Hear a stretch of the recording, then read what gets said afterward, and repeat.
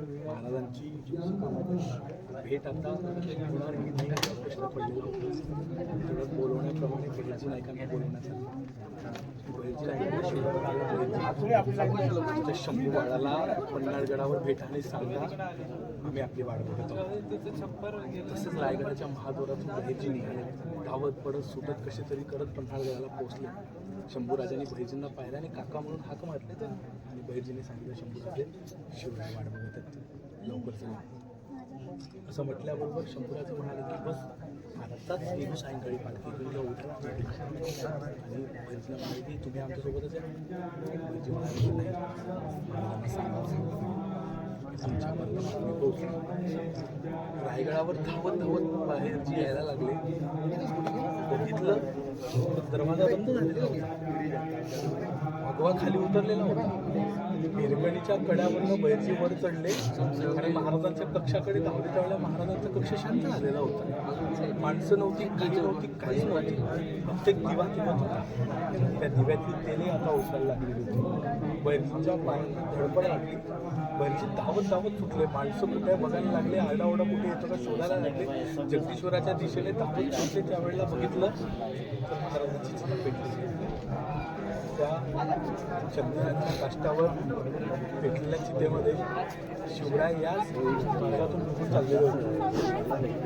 बहिर्जी तिथेच कोळीवर बसले. बरीच माणसं थांबली, रडत होती. महाराष्ट्राचा भाग महाराष्ट्राला फोटो करून याच जागी घेणार होता. त्या अग्नीच्या लोटावर उडत असताना पुन्हा महाराष्ट्र साथ घालत होता. महाराज कोणतं करून निघाला तुला आम्हाला.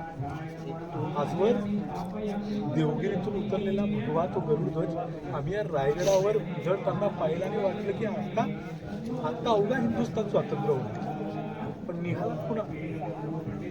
त्या बहिर्जीच्या डोळ्यातील अश्रुकळा प्रत्येकासोबत मागत होते.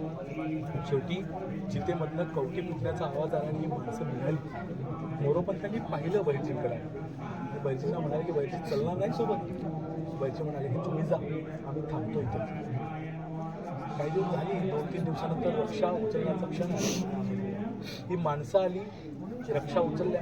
त्याला बहिर्जी तिथं नव्हतेच, पण तिथे काहीतरी चमकत होतं. चांदीची 3 बेलाची पानं होती. बहिर्जी नायकांची ओळख. बहिर्जी नाईक स्वतःची ओळख शिवाजी महाराजांना पटवण्यासाठी घेऊन जायची. मोरोपंतांनी ती उचललं आणि त्यांच्या डोळ्यातील पानं ओलावून आलं. त्यांना कळलं की आज या शिवचरित्रातून शिवरायही निघून गेले आणि या शिवचरित्रातून बहिर्जी सुद्धा निघून गेले.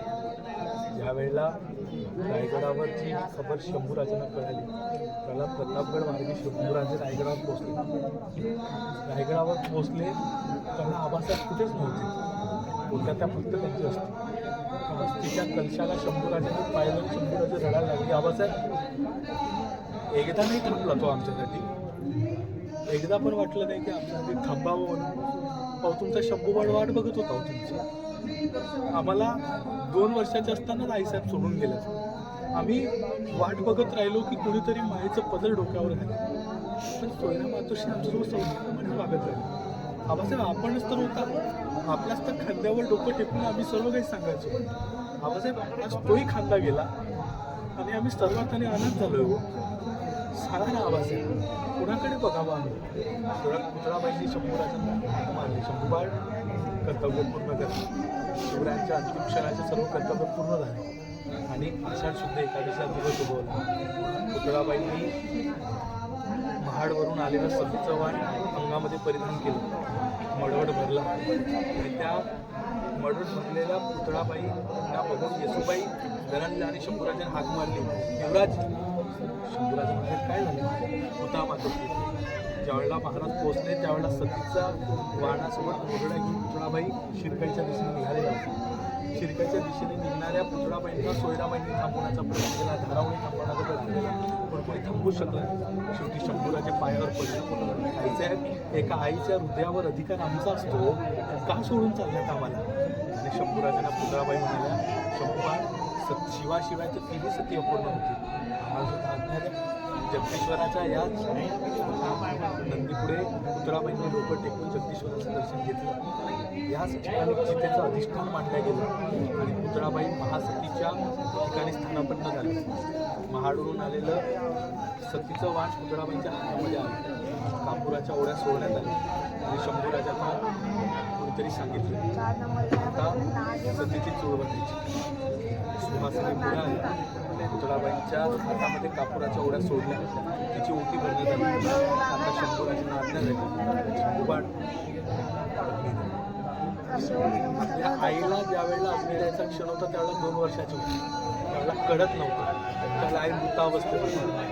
पुन्हा आईला अग्नी द्यायची पण जिवंत आईला अग्नी द्यायची. शंभूराजे गुढीवर पडले. एकदा आपल्या लेकरासाठी थांबावं नका सोडून जावं मला. पुतळाबाई म्हणाल्या शंभूबाई तुमची आज्ञा पूर्ण करा. याची आज्ञा टाळायची नसते बरं का. त्या चंदनाच्या काठीला शंभूराजांनी अग्नी दिली. अग्नीमध्ये पुतळाबाई सती म्हणून निघत होते आणि शंभूराजे तसेच रडत होते. या चितेच्या ठिकाणाहून पुतळाबाईंनी हाक मारली. शंभूबाळ जीवन जगत असताना आयुष्यात माणसं येतात जातात. आपण तिथंच असतो कर्तव्याचे भार वाहण्यासाठी. आपल्या पित्याला साजेसे पुत्र